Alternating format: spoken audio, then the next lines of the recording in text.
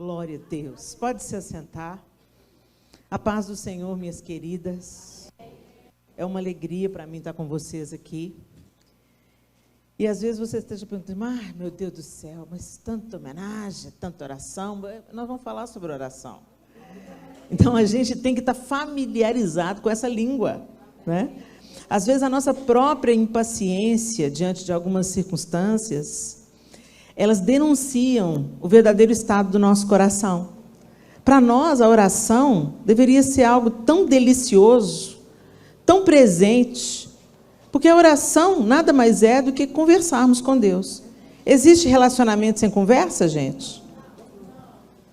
Imagina você casar com uma pessoa que você nunca conversou com ela, ou que você conversa pouco com ela. Vai dar certo esse casamento? Pois é, Jesus vem aí para o casamento. Nós somos a noiva, ele é o noivo. Como é que a gente vai casar se a gente não quer namorar com o noivo? Não é? E a oração, ela é parte do relacionamento. Gente, Jesus não veio fundar uma religião. Jesus veio fazer reconciliação entre a humanidade que havia se perdido e o Deus criador de todas as coisas. E reconciliação acontece num relacionamento. Então, o relacionamento que foi quebrado no Éden, Jesus veio reconciliar na cruz. Vocês entenderam? E uma vez que fomos reconciliados com Deus Pai, através de Jesus Cristo, então agora a gente passa a viver esse relacionamento. Antes, lá no Éden, Deus vinha toda viração do dia para estar com o homem e com a mulher, numa conversa, numa intimidade, na troca de ideias, no ensino. Eu fico imaginando o que rolava na viração do dia entre o homem e a mulher e seu Criador. E isso foi interrompido pelo pecado. Eles não podiam mais permanecer diante de um Deus santo, onde entrou o pecado, entrou a morte. E nós herdamos a morte pelo DNA. Então a gente já nasce perdido, a gente já nasce condenado ao inferno. Que isso, Helena? Isso é forte de dizer, não sou eu que estou dizendo. É a palavra de Deus que diz que pelo primeiro Adão entrou o pecado e pelo segundo Adão entrou a salvação. Então nós herdamos. Quando o salmista diz, eu nasci na iniquidade e em pecado me concebeu minha mãe, o salmista não está se referindo ao sexo. O sexo foi Deus que inventou. E ele criou o sexo de um jeito elevado, pleno, belo, puro. Satanás pegou e emporcalhou, como tudo que ele põe a mão, vira. Mas Deus criou o sexo para ser um lugar tão elevado, de onde viria a vida. A vida vem do encontro sexual entre um homem e uma mulher, dentro da proteção do casamento. Esse é o plano de Deus.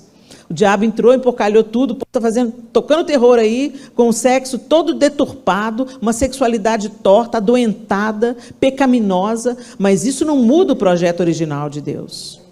Então não é sobre pecado que o salmista está dizendo. O salmista está dizendo, eu nasci na iniquidade, eu nasci com o pecado no meu DNA.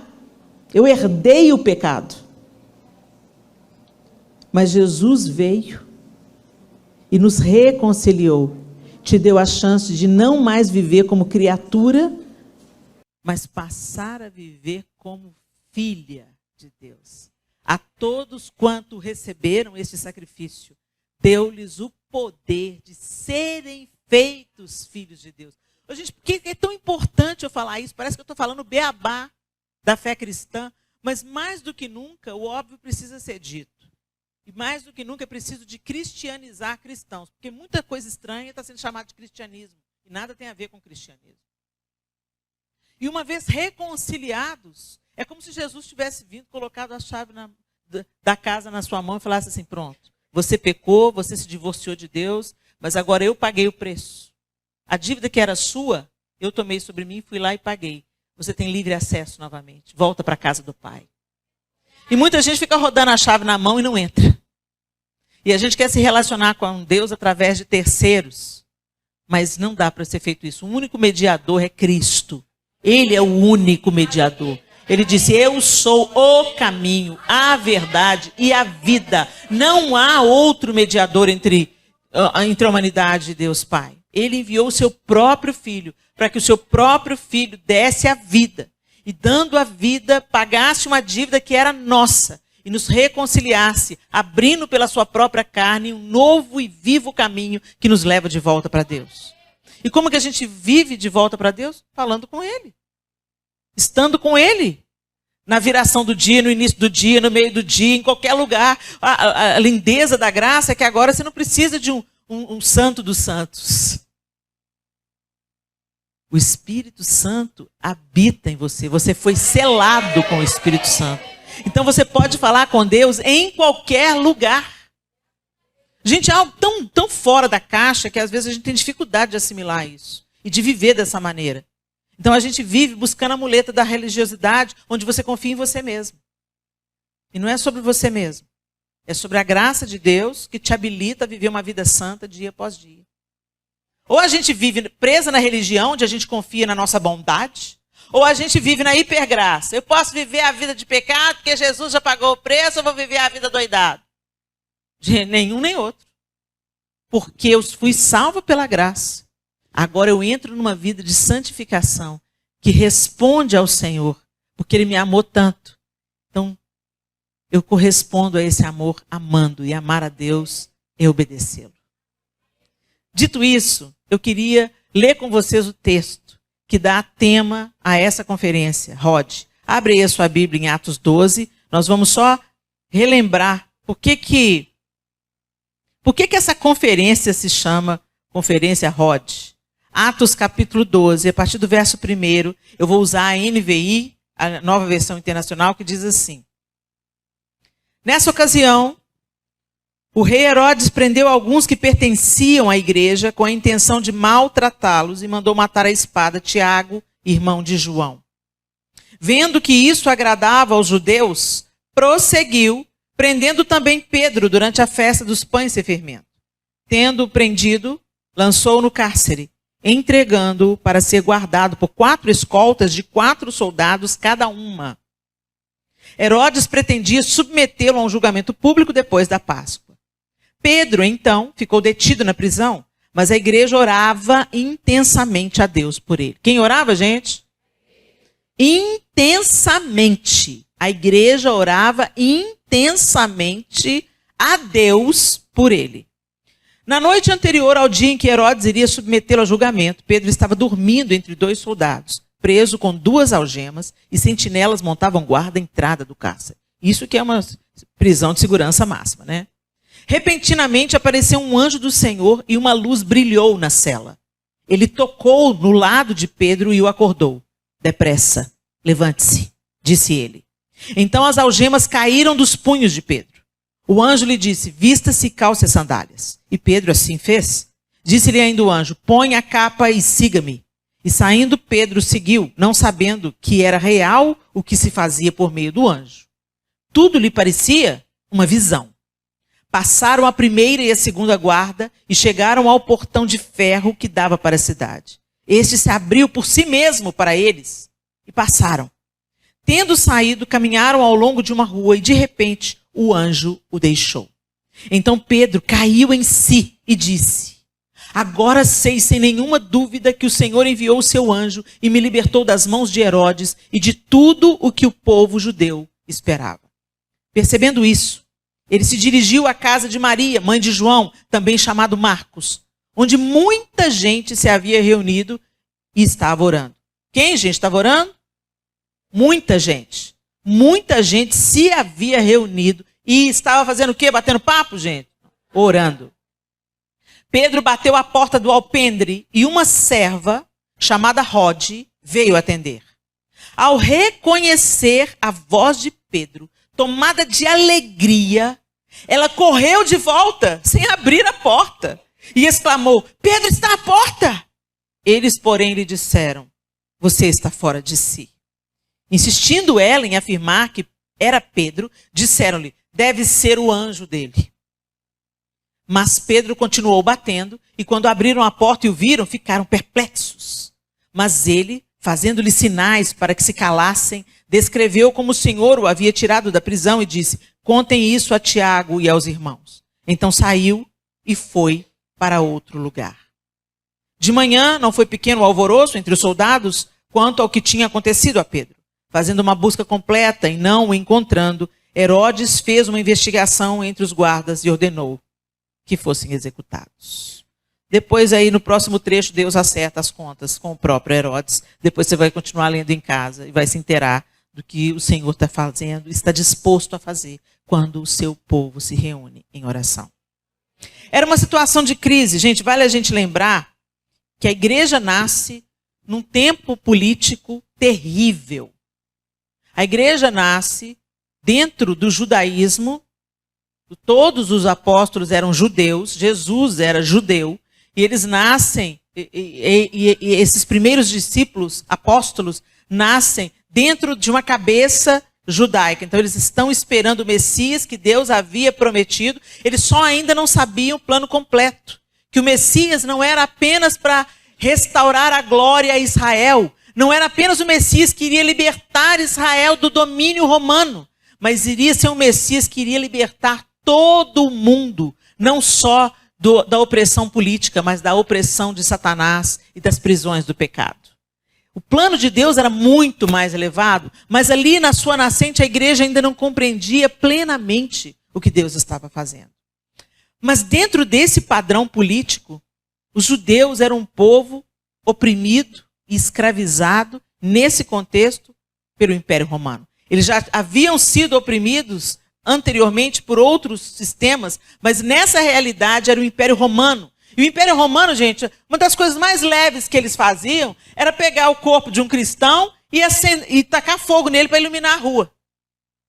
Na época que Jesus foi crucificado, uma série de outras pessoas eram crucificadas por qualquer tipo de crime que o Império Romano julgasse como crime.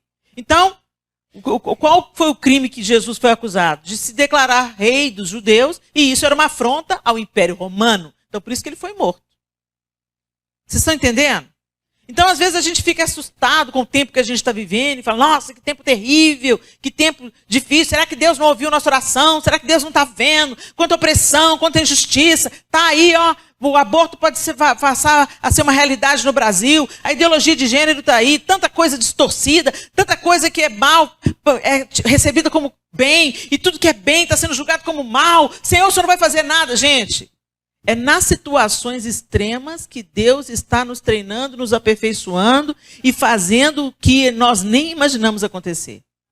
Por exemplo, outro dia eu estava falando com o meu esposo, às vezes Deus tem um jeito diferente de fazer as coisas.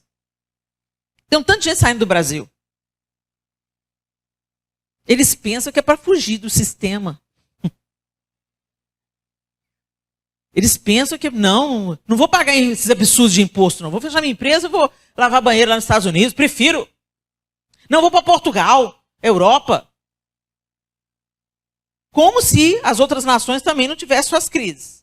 Como se lá fora também a tampa da panela não estivesse voando. As crises estão acontecendo no mundo todo, gente. O cenário para o anticristo se manifestar está pronto aí. Ó. O caos está sendo fomentado. Mas o povo pensa, eu estou indo para fugir. Que eu prefiro ver a maldade em outro país do que ver acontecendo com a minha própria gente. Né? A gente pensa isso. Eles não sabem de nada, gente, inocentes. Estão sendo enviados como missionários, não estão nem vendo. Chega lá, Deus, quanta gente eu conheço lá fora que fala assim, pois é, eu vim para pagar uma dívida, que a coisa estava difícil lá no Brasil, estou aqui, abri uma igreja, está há 10 anos, muitas pessoas foram salvas, alcançadas. Quando você veio para cá, você tinha plano, Deus me livre, a última coisa que eu queria ser era pastor, missionário. Deus tem os seus caminhos. Então não se desespere não, Deus está no comando. E quando parece que está dando errado, está dando certo. Quando os discípulos oraram para Jesus sendo crucificado, o que eles pensaram? Deu errado, deu ruim, ele morreu. Vamos correr, vamos trancar todo mundo dentro de casa, que nós vamos ser os próximos. Mal sabia eles que estavam por vir, que eles também iam morrer. Mas que ia para ser por um nobre motivo, para o evangelho reverberar até os dias de hoje. E quando eles morreram, todos eles entregaram a vida corajosamente. Nenhum deles se acovardou. Nenhum deles se escondeu. A evidência da ressurreição de Cristo e do poder do Espírito Santo é quem os discípulos se tornaram entre a morte e a ressurreição. Quem eles se tornaram depois da ressurreição e entre o revestimento com o Espírito Santo. Mudou tudo. Os borrabotas viraram os caras mais ousados na face da terra. Que é assim que Deus trabalha. E aqui, na história de Rod, não é diferente. Pedro estava preso. Gente, e o julgamento, a gente já sabe o resultado que ia dar o julgamento. Pedro ia ser morto. Herodes queria fazer gracinha, queria mostrar o poder dele. Como era bem típico do Império Romano. Era injusto? Era. Era cruel? Era. Mas era isso que ia acontecer. Mas ainda não era chegado o momento. E o que mudou a situação? A oração da igreja. Você tem que entender o seguinte, quando você ora, Deus vai responder o que Ele quiser. Porque a sua oração não muda o coração de Deus. A sua vida de oração alinha o seu coração ao coração dele. A gente pensa que a gente manipula Deus. Não, gente, Deus é Ele. Nós somos filhos. Ele é o Pai, nós somos os filhos. Ele é Deus, nós somos criaturas. Ok? Nós somos criados por Ele. Ele é o Criador, nós somos criaturas. Então a resposta vem dele. E nem sempre a resposta vai coincidir com aquilo que a gente espera. Nem sempre a resposta vai coincidir com aquilo que a gente acha que deveria ser o certo. Mas é aí que entra a confiança. Se Jesus falou que Deus não vai dar nunca para a gente pedra no lugar de pão e cobra no lugar de peixe, quem falou isso foi o próprio Jesus, então confia. Confia. Mas por que Deus falou não? Não sei porque Ele falou não. Às vezes não é não, às vezes é só espera. Espera, espera, espera mais um pouco, espera. Eu estou fazendo uma coisa nova, espera. E às vezes é não mesmo. Mas não, Helena, não. Por quê? Porque Deus sabe. Quem me segue aí há mais tempo já conhece a minha clássica história do Arthur e da faca. Mas se você não me conhece, eu vou contar de novo a história. O Arthur, meu terceiro filho, tinha 3 anos de idade. A Clara, minha primogênita, tinha 5. Tinha 8. E a Clara estava passando a manteiga no pão dela. Já uma criança de 8 anos. E o Arthur viu e achou uma boa ideia ter uma faca para passar a manteiga no pão. E ele falou assim, eu quero a faca. E eu falei assim, não, Arthur, mamãe passa a manteiga no pão. Eu quero a faca. Não, Arthur, não vou te dar a faca. A Clarinha tem a faca. Mas a Clara pode, você não. Por que não? Eu quero a faca. Ele começou a fazer um escândalo na hora do lanche. O lanche virou uma resenha. Aí foi para o chão, rolava no chão. E eu chegava perto dele. Arthur, você não tem coordenação motora para lidar com a faca. Ele parou o choro, olhou para mim, tipo assim, o que ela está falando? E prosseguiu na birra. E eu fui ficando irada, indignada. Meu Deus, eu estou querendo proteger o menino. Arthur, você não pode ter a faca, você pode se ferir a si mesmo, furar o olhinho do seu irmão, não pode ter a faca. E ele não queria saber. Naquele momento, na cabeça do Arthur, eu estava amando a Clara e não amando ele. Mas quando eu estava dizendo não, eu estava amando ele. Ele não estava pronto para a faca, ele não tinha coordenação motora para a faca. A faca, chegaria o tempo dele lidar com a faca, mas o tempo não era aquele. Ele podia se ferir, ele podia ferir outros, ele podia pôr a vida em risco. E eu estava indignado. Deus, eu estou querendo proteger o menino. E Deus falou comigo assim, você é igualzinho. Quantas vezes eu estou te falando não, porque eu te amo. Porque você não está pronto. Porque você pode se ferir, ferir outros. Mas você pensa que eu estou amando mais a fulana do que te amando. Eu aprendi essa lição para sempre. Quando Deus fala não, Ele também está te amando. Quando Deus fala espera, Ele também está te amando. Então, quando a gente ora... Amém, glória a Deus. Quando a gente ora, a gente tem que ter essa compreensão. Eu estou fazendo conhecidas diante de Deus as minhas súplicas, as minhas necessidades, as minhas petições. Mas Ele tem a resposta. Ele é que tem a resposta. Às vezes... a gente pede ao Senhor uma cura. E a cura não vem. E a gente pensa que Deus está sendo injusto. Mas Ele tem o poder de curar. Por que Ele não cura, Helena? Eu não sei te explicar. Mas eu sei te explicar que alguma coisa grande, poderosa e melhor do que a cura Ele está fazendo.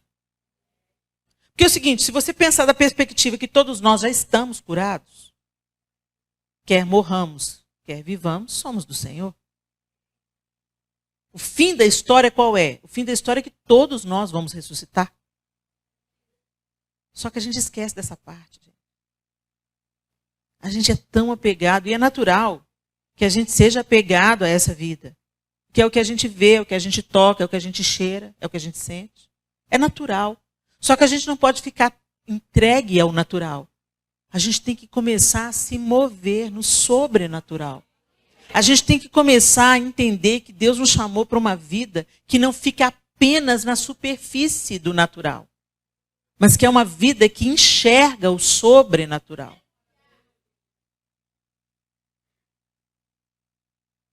A palavra de Deus em Filipenses, no capítulo 4, você não precisa de abrir. No capítulo 4, versos 6 e 7, diz assim: o apóstolo Paulo está instruindo a igreja em Filipos. Não andeis ansiosos de coisa alguma. Em tudo, porém, sejam conhecidas diante de Deus as vossas petições, pela oração e pela súplica, com ações de graças. E a paz de Deus, que excede todo o entendimento, guardará o vosso coração e a vossa mente em Cristo Jesus. Gente, esses versos são muito poderosos e tem uma chave aqui. Não andeis ansiosos de coisa alguma. O que a gente sofre? Que a gente está sempre preocupado com o amanhã. O que eu vou vestir? O que eu vou comer? Onde eu vou trabalhar? Com quem eu vou casar? Será que eu vou adoecer? Se eu estou doente, eu vou morrer? A gente está sempre... Hoje que a gente tem. Mas a gente está... Meu filho vai voltar para a igreja, meu marido vai ficar comigo. A gente está sempre com a preocupação no amanhã. Eu vou ter neto? Vai dar tempo de eu ter neto? Jesus vai voltar? Jesus não vai voltar? Quando é que ele vai voltar? Deixa eu ver os sinais da volta de Jesus. Vive a vida hoje. Testemunha Jesus hoje. Confia em Deus hoje. Beija na boca hoje. Declara o seu amor hoje. Porque é hoje que você tem. E seja agradecido. Mas vamos chegar lá. Não andeis ansiosos de coisa alguma. Para de preocupar com amanhã, porque você só tem hoje. Deixa você viver o amanhã quando chegar o amanhã. Eu não estou dizendo, gente, para a gente viver na desordem, não. Sabe como tem gente que só lembra desse versículo quando quer passar o cheque sem fundo. Nem cheque sem fundo mais tem, né, gente? Quando quer endividar no cartão, aí pensa assim, vai lá pela emoção. Vou comprar porque eu mereço. Mas você vai pagar com o quê? Não andeis ansiosos de coisa alguma. Para de pegar a Bíblia para chancelar sua desonestidade. Você pode, inclusive, não precisar de comprar nada para você satisfazer. Gente, nós que somos mulheres, a gente tem mania de tamponar nossas angústias com compra. Com comida e com compra. Vigia na vida. Vigia na vida porque a conta chega, dos dois jeitos. Não andeis ansiosos. Ansiedade é excesso de futuro. Depressão é excesso de passado. Ansiedade é excesso de futuro. Só vai te deixar mais agitada, mais triste, mais abalada, sabe? Nossa, e se a lei passar? E se o imposto... E se, gente? E se o Deus que cuida de mim hoje vai cuidar de mim amanhã? Fica no hoje. Fica no hoje. Adore a Deus hoje, confie hoje. E, gente, isso tem que ser exercitado. Isso não rola naturalmente. Nós estamos num tempo que fomenta a nossa angústia e a nossa ansiedade. A gente está sendo treinado para ser angustiado pelo celular. Você está feliz com a sua vida. Aí você vai lá olhar a vida da fulana. A vida da fulana é a vida dela. Ela está em Paris, Helena, e eu passando férias em Sabará. Dá graças a Deus porque tem Sabará para você ir passear. O tempo de hoje faz isso com você. A rede social quer que você fique invejosa, insatisfeita, reclamona.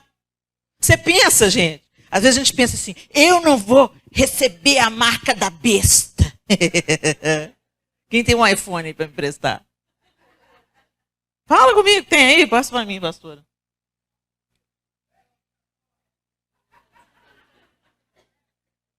Ô, gente, não estou querendo demonizar tudo, não. Tudo é o anticristo, a besta. Mas não sejamos inocentes.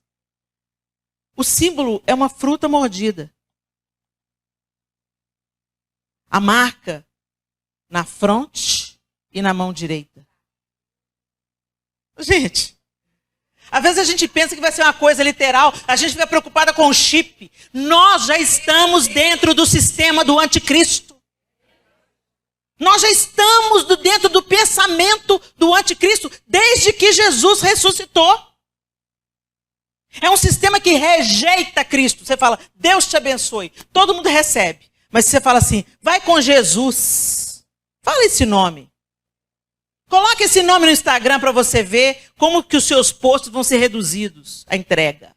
Jesus incomoda. O nome Jesus incomoda.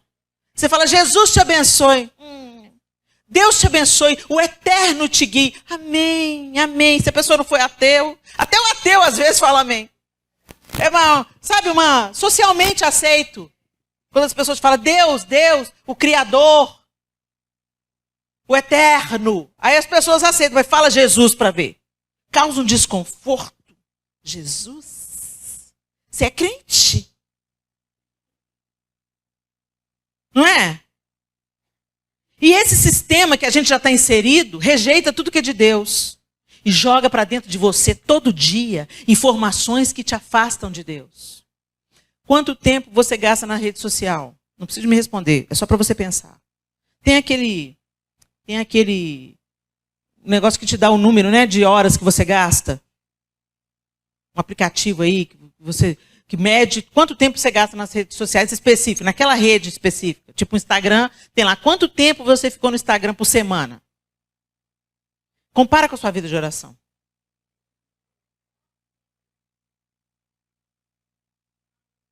Será que a gente está sendo crente mesmo?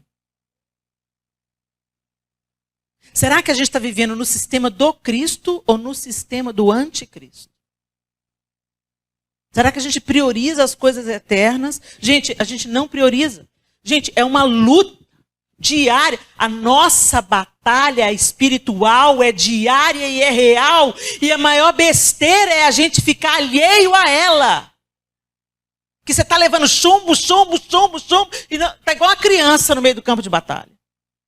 E depois ainda vai reclamar para Deus que sua vida está ruim. Que está pesada, que está depressiva, que está... Ai, Deus, os dias estão ruins. Os dias estão ruins porque você não está se apegando a Deus. Você está se apegando ao sistema. Gente, é um desafio, é ou não é? Quando você levanta de manhã, a primeira coisa que você faz é bater a mão no celular. Você bate a mão no celular na desculpa de parar o despertador, ou na desculpa de olhar a hora. Dali você já pula para o WhatsApp, porque está cheio de mensagens, você tem que responder. Aí você já dá uma olhadinha no Instagram para ver o post de quem, de alguém, aí passa para outra, você não falou bom dia, Espírito Santo. Você falou bom dia, bendito seja o Senhor, eu acordei por sua causa, Jesus. O Senhor está me dando vida, por isso que eu acordei, glória ao teu nome. A gente não fala com Deus. Mas a gente já está em sintonia com o mundo inteiro. O sistema do anticristo.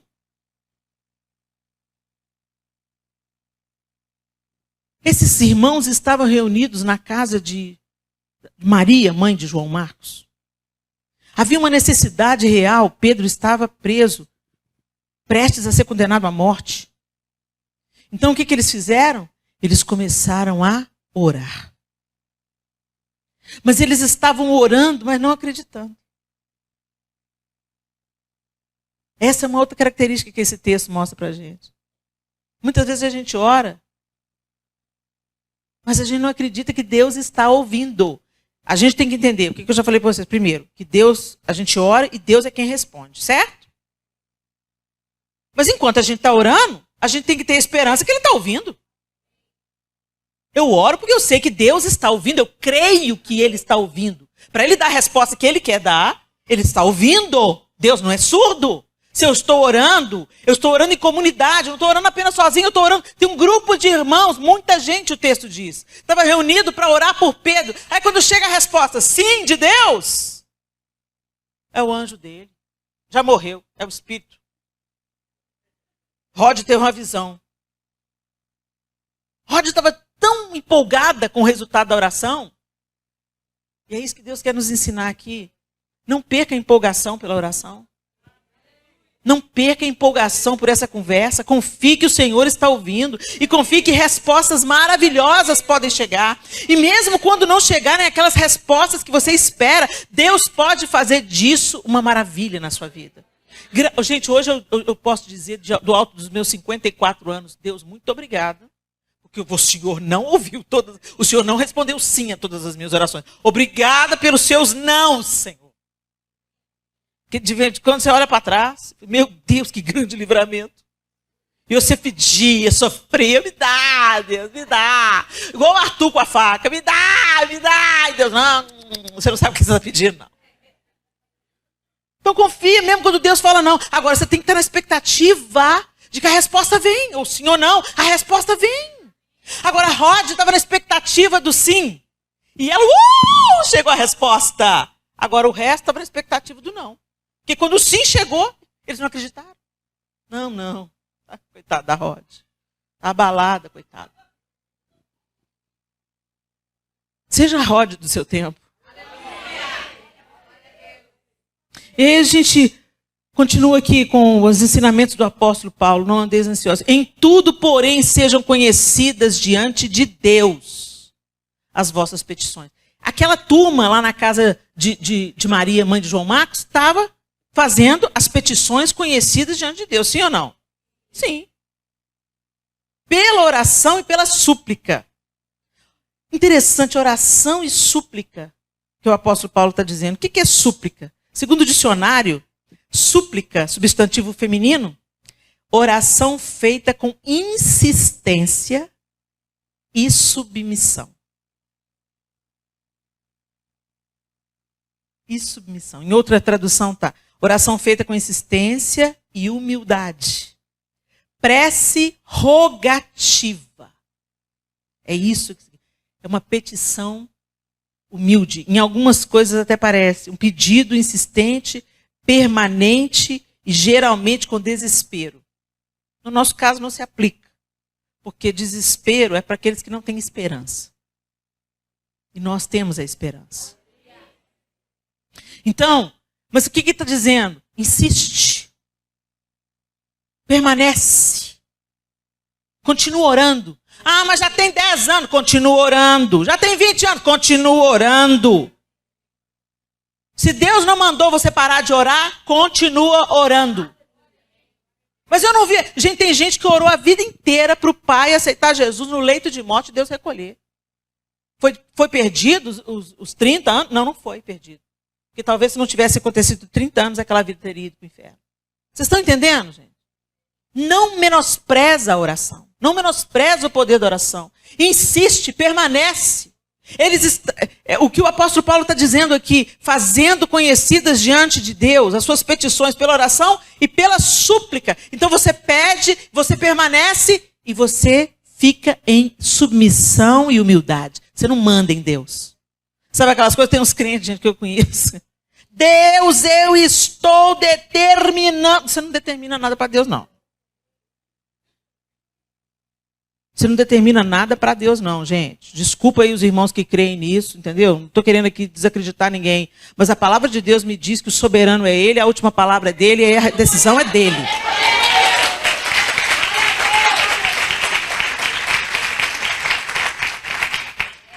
Então eu clamo, eu suplico, eu permaneço, eu persevero, mas eu não dou ordens para Deus. Vocês lembram de Maria e Marta? Marta estava lá achando que estava fechando com Jesus. Não te importa, Senhor, que minha irmã me deixe servir só? Diz-lhe, pois, que me ajude. A doida da Marta. Interrompe Jesus. Fofoca sobre a irmã. Questiona o amor de Jesus. Não te importas? E ainda fala para ele, diz-lhe, pois, que me ajude. Jesus olha para ela. Marta, Marta. Coisa tá ruim, né, Marta? Você tá ruim, filha. Andas ansiosa e afatigada. Com muitas coisas. Mas uma só é necessária, Marta. E Maria escolheu a melhor, ninguém vai tirar dela, não.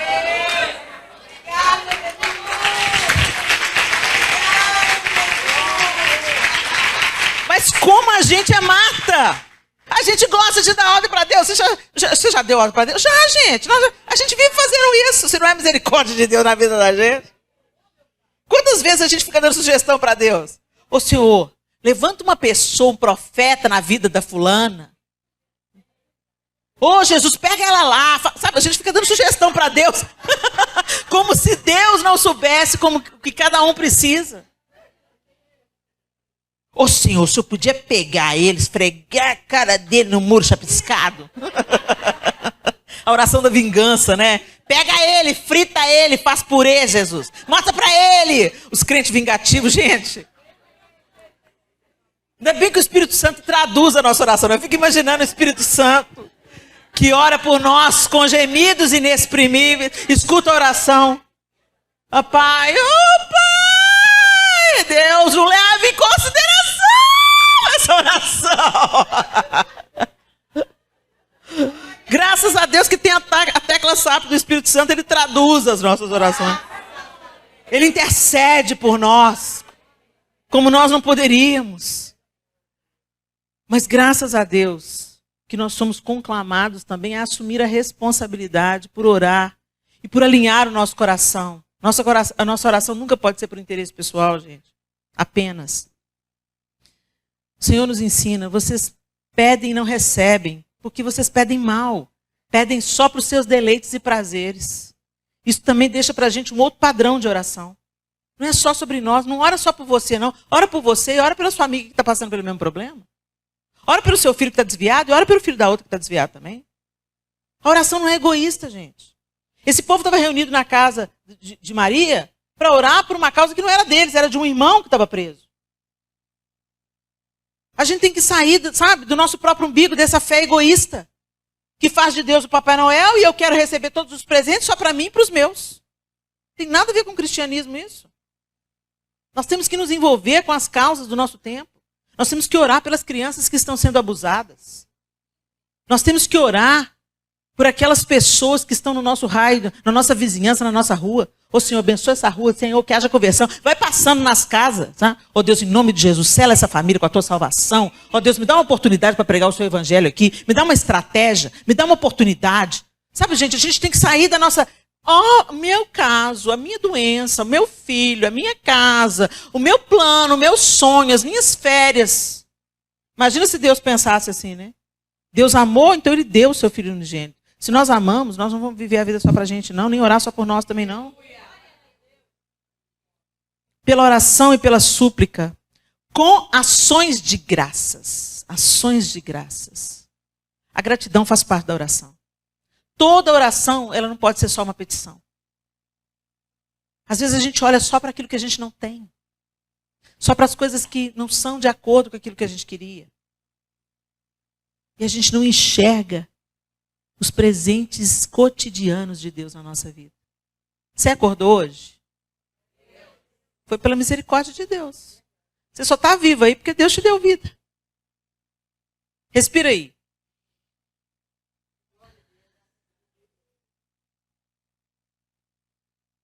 Precisou de um pulmão mecânico? Glória ao nome do Senhor. Você comeu hoje? Pelo menos uma refeição? Glória a Deus. Você sente o gosto das coisas? Privilégio, hein? Você faz xixi sozinha? Olha que bênção. Não tem uma sonda? Uma fralda? Bendito seja o nome do Senhor. Você tem onde recostar a sua cabeça? Uma casa, uma cama? Você tem cobertor e agasalho nesse frio que está fazendo? Bendito seja o Senhor, hein? Você tem alguém que você ama e que você sabe que te ama também? Olha aí, ó, que bênção. Porque às vezes a gente pensa que é vulgar. A gente só valoriza quando perde. Que não seja assim conosco. Ações de graças têm que estar no meio da nossa oração. A percepção das dádivas cotidianas que recebemos por graça, não por mérito. O sol nasce sobre justos e injustos. Porque Deus é gracioso, não porque a gente merece. Se Deus fosse nos dar na exata proporção do que merecemos, nós estaríamos perdidos. E ele continua, e a paz de Deus, que excede todo o entendimento. A paz que não se explica. Essa é a paz que excede o entendimento. Não é algo que coincide com o estado das coisas ao seu redor. É a paz que excede. É uma paz que vem sobre você, independente da circunstância que está ao seu redor. O pau está quebrando, o bicho está pegando, os diagnósticos são difíceis, os filhos estão desviados, a coisa está difícil, o dinheiro está pouco, a comida está faltando, mas a paz de Deus está sobre você. É isso que o Senhor tem para nós. Não é quem ganha a eleição que determina a nossa paz. Não é as leis que são aprovadas que determinam a nossa paz. A paz de Deus, que excede todo o entendimento, guardará o vosso coração e a vossa mente em Cristo Jesus. Gente, é esse lugar que o Senhor quer nos levar. E isso se dá no relacionamento. E eu quero que a gente seja honesto. Muitas vezes nós estamos orando como a galera que estava reunida na casa de Rod. Orando mecanicamente. Orando até acreditando. Mas assim, já contando mais com a derrota do que com a vitória. Sabe, aquela coisa... sabe, você conhece alguém assim, a gente vai orar. Mas se, né? Talvez Deus não queira. Se Ele não quer, Ele vai dizer. E você vai aceitar. Mas até Ele falar o que é a vontade dEle, coloca diante dEle. Façam conhecidas as suas súplicas, a sua petição. Senhor, eu quero a cura, Senhor. Senhor, eu quero a libertação, Senhor. Senhor, eu quero a salvação na minha casa, Senhor. Oh Deus, eu estou pedindo para o Senhor, porque o Senhor é minha esperança, minha única porta, minha única fonte. É o Senhor. E o Senhor não só nega bens aos seus filhos. Por isso que eu estou pedindo ao Senhor. Mas tem gente que antes de ter a resposta do Senhor já está, sabe? Então, pode ser que, né? Então, às vezes é o anjo dele. Rod estava lá pilhado. Deus respondeu a oração. Olha, Pedro está aí na porta. Pedro está na porta. Oh, gente, coitada da Rod, perturbada.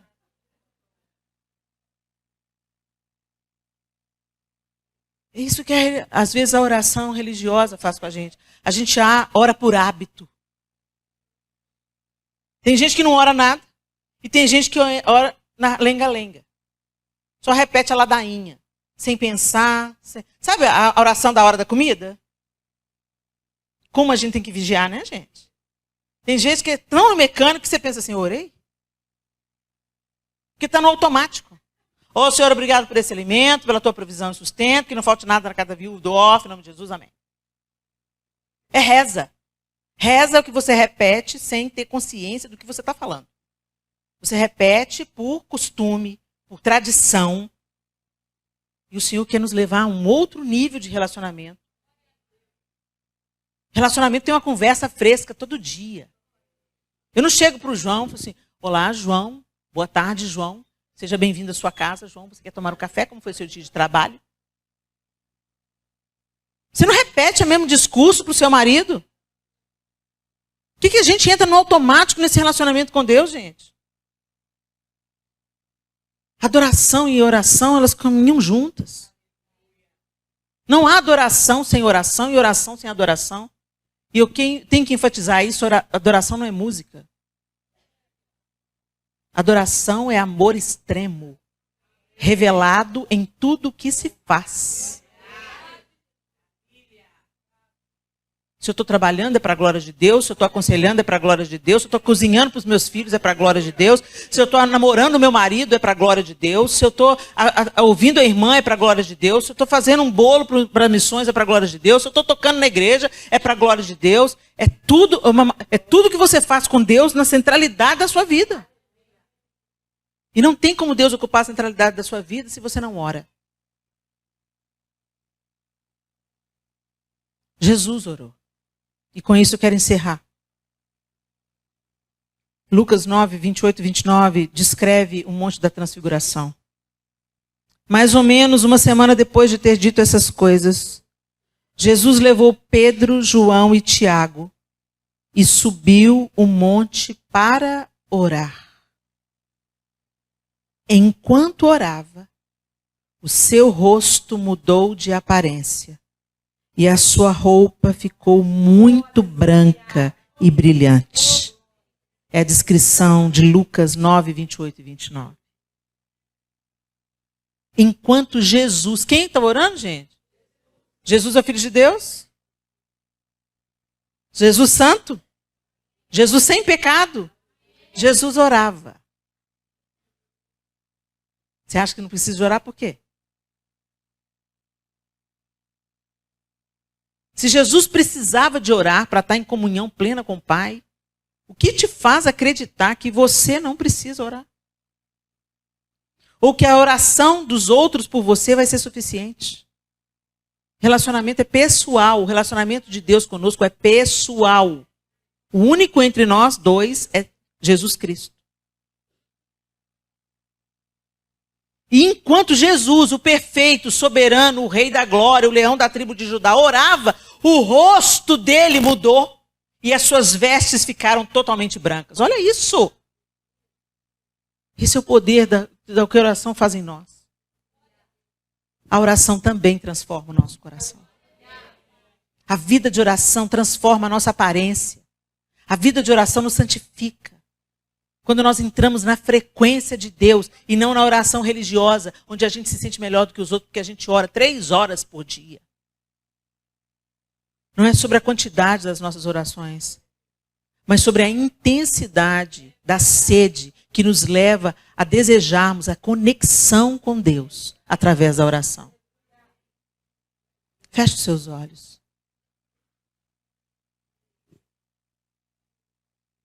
Eu quero que você seja sincera com você mesma nessa noite. Como é que está a sua vida de oração? Não seja hipócrita na resposta.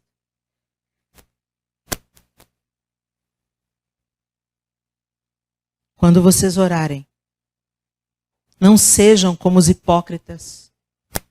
Eles gostam de ficar orando em pé, nas sinagogas e nas esquinas, a fim de serem vistos pelos outros. Eu asseguro que eles já receberam sua plena recompensa. Mas quando você orar, vá para o seu quarto, feche a porta e ore a seu Pai que está em secreto. Então seu Pai, que vê em secreto, o recompensará.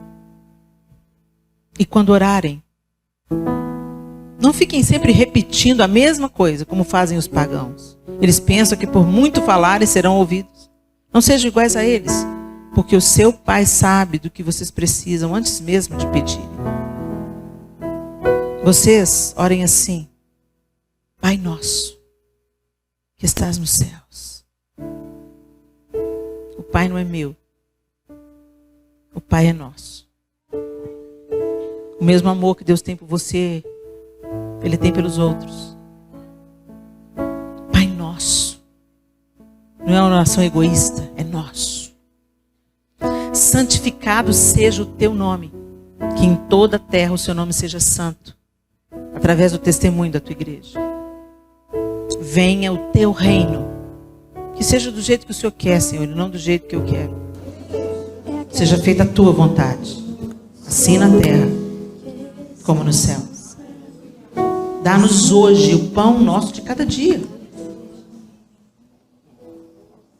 Eu não estou preocupada com o arroz de amanhã. O Senhor que proveu hoje vai prover amanhã. O pão nosso de cada dia nos dá hoje. Nos dá o pão de hoje. Me dá o pão de hoje. Perdoa as nossas dívidas. O Senhor, os meus pecados são muitos. Perdoa, porque eu tenho perdoado os pecados dos meus devedores. Essa parte é séria. Para você ser perdoado, você tem que perdoar também. E não nos deixes cair em tentação. Não me deixe, Senhor, entregue a mim mesmo. Não me deixe confiar no meu próprio coração, que é enganoso. Não me deixe aceitar as mesas bem postas por Satanás, Senhor. Não me deixa cair em tentação. Não me deixa ser engolida pelos cuidados dessa vida, como a semente que caiu à beira do caminho no meio dos espinhos. Não me deixe cair em tentação, Senhor, nem dos pecados escandalosos, nem dos pecadinhos de inveja, mentirinha, maledicência. Livra-me do mal, porque teu é o reino, Aleluia. o poder, Glória a Deus. e a glória para sempre. Glória a Deus. Glória a Deus. Espírito de Deus, Tu és maravilhoso. ensina-nos a orar. Nos dê um coração de Rode, Senhor. Um coração que ora com a expectativa de ver o milagre acontecendo. O Senhor ainda é o mesmo Deus que abre cadeias, que liberta os cativos, que cura os enfermos, que muda destinos, que restaura pecadores. O Senhor é o mesmo Deus. Nós é que ficamos tão conformados ao sistema do anticristo. Joga luz nas trevas do nosso coração e da nossa mente, Deus, e ensina-nos a orar. Espírito de Deus, ensina-nos a orar. Não uma oração autocentrada e egoísta, mas em convergência com aquilo que o Senhor está fazendo no planeta hoje, em concordância com aquilo que está pulsando no teu coração. Que oremos pela nossa casa e também oremos pelos outros com o mesmo amor e devoção, e que confiemos plenamente que a tua resposta e a tua vontade é boa, é perfeita e agradável. Em nome de Jesus. Amém e amém. Deus abençoe.